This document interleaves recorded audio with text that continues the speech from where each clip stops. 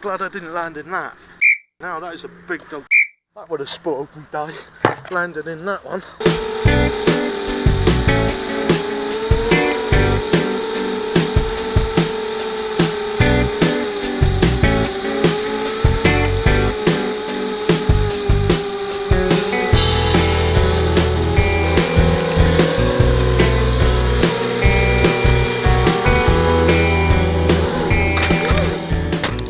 They say about curiosity, guys. I'm afraid mine's just got the better of me for the moment. I want to see if, out of curiosity, the RCX with these little 1806 motors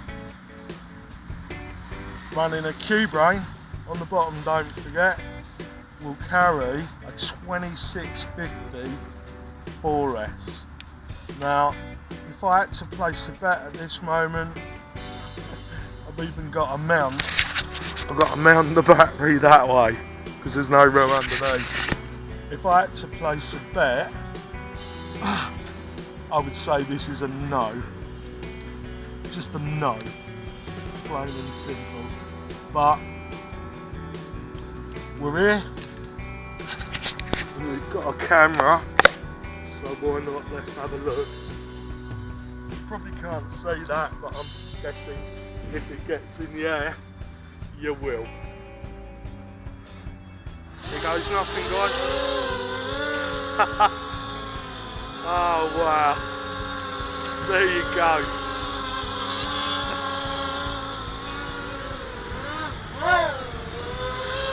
It's lost some of its punch out, but it's flying. I wonder what kind of flight time you'd get on that bad boy. I'll tell you what, for hover, I'm at half stick.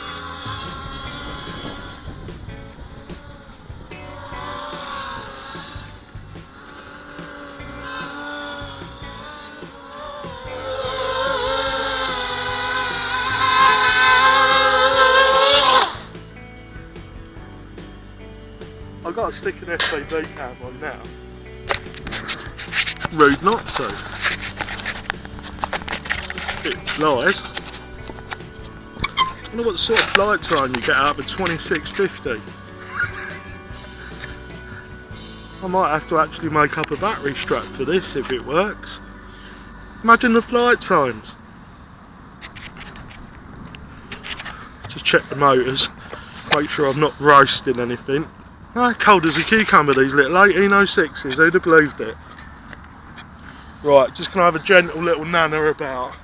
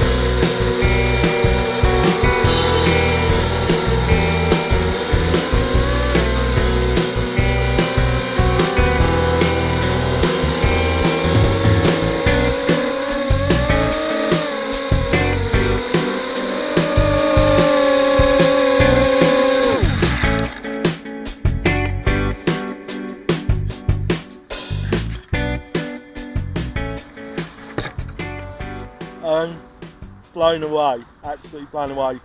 I don't know whether this is going to be a thing, guys, but the Cloverleaf 2.4 mod I've done on my DX6i must be able to do it on things like the Trannis, I'm guessing.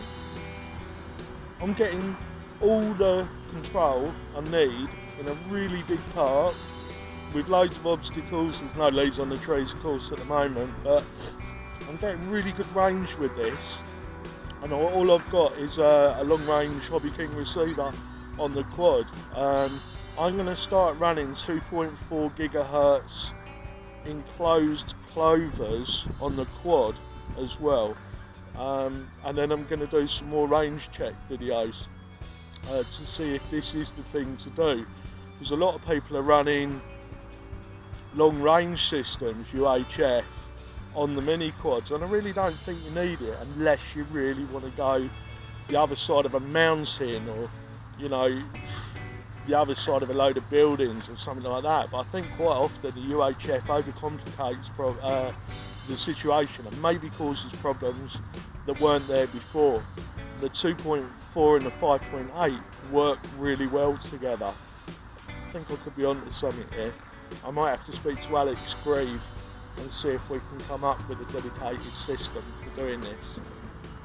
Anyway, a 2654 cell on the RCX, on the Racer X, on RCX 18062 motors. Maybe I'm onto something there as well, because it's quite windy today. The quad flew much more stable. I'm not going to be able to do loads of acro, the punch out was gone, but for people learning, the most important thing is stick time, isn't it? Get yourself up in the air. Apologise if there's wind all over the mic, let's try and shield that a bit.